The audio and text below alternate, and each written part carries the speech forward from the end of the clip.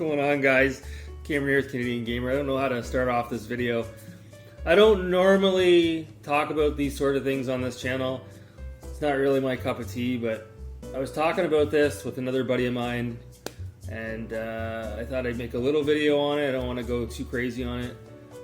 The Game Chasers released a new trailer for their soon-to-be released movie. I guess Game Chasers the movie. And yeah, wow. Again, I don't want to be too harsh on them. I understand from a business perspective. They only had $100,000 to play with. Their resources are very limited. They have to obviously, pay the staff and whatnot. So they're probably left with maybe a fraction of the $100,000 as far as production values are concerned. I could be off base on that. I'm just assuming. But, just a few takeaways, a few things to mention on this. It's just my opinion. I'm not trying to turn this into a witch hunt or anything of that matter. The acting is absolutely atrocious. Now, again, are we expecting, Reese Witherspoon, type of acting here? Maybe that's a bad example, but Harvey Keitel. But yeah, it's just obviously they don't have the acting chops, and you can't just learn that overnight. It takes time to craft, that kind of thing. And when you watch it, it's apparent when you watch the trailer. It's just like it's really bad acting, and you also see they're using a lot of their friends from their show.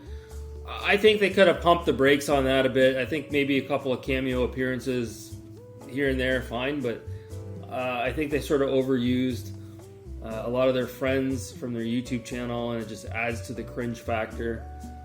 And then, of course, you've got the over-exaggerated facial expressions from especially Billy and Jay and 8-Bit Eric as well. And again, just going back to the fact that they don't really have the acting chops, right? And the trailer itself, it's almost 3 minutes long. You can go watch it yourself if you want. I don't know, the editing looks kind of subpar to me. There was one scene where they're all kind of in the dark and you could see 8-Bit Eric, and there was a little splice of a line that went across the screen. I don't know if that's just the editing or if that's part of the movie and maybe that's the ghost. I'm not quite sure. And then the end of the movie, for the trailer, this font comes to the screen, and it looks like something that was made with like Windows Movie Maker or Sony Vegas. Like it looks like a real low budget sort of font that they use. I know I'm nitpicking, but that's just how I am. Again, I cut my teeth on Stanley Kubrick, so I've got a high expectation. And then the end of the trailer, it just sort of cuts off. Like there's no screen that shows like coming to a theater near you, or showing like a screen with some of the credits as an example. It just sort of cuts off, like it's straight to DVD. Which brings me to another point. Apparently, this is getting a physical release on Blu-ray, if I'm not mistaken. Okay, the format is dead. Okay, nobody buys Blu-rays anymore. Nobody buys DVDs anymore. Why not just cut the costs and then just release it digitally? Or are they just concerned that when they do that, people are going to throw it up there on YouTube or torrent or whatnot, and they're going to... I assume they're not doing this for a profit. It's a passion project. That's my understanding of it. But when I see that they're releasing it as a physical distribution, I don't know. Maybe they just want people to have a physical copy for keepsake, or maybe it is... maybe they're trying to make a little bit of a profit, or maybe make some of their money back. I don't quite know the situation. I don't want to speculate too much. But like I said, it's kind of odd that they're giving it a physical release, if you ask me. And yeah, that's my thoughts on it. Again, I don't want to trash it too much there, but it looks pretty cringy. It seems like the story that they've chosen, that's been beaten to death. That type of story in a movie.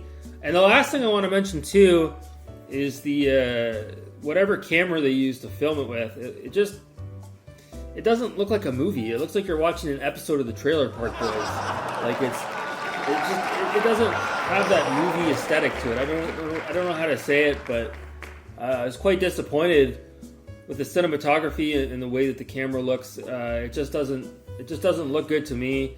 If you want my honest opinion, it would have been better off just using like a really low budget camera, and it might have come off a little bit more genuine, because if they're using a Red Dragon camera for that, I don't know. It looks like have you ever seen the David Lynch movie, Inland Empire? Maybe not, but it's like when you're watching it, it almost looks like a soap opera. It looks like it's real. It looks like almost like me right now in this video. It doesn't look like movie quality, just the way that the motion is. So I thought that was kind of odd as well. So that's it. That's my thoughts on the Game Chasers trailer. I don't have a lot to say about it other than, yes, it looks like cringe. And I'm seeing in the comments on the trailer as well, there's people out there that are like, yeah, I've pre-ordered it physically and I'm going to buy it digitally as well. Are you fucking out of your mind? Have a good night.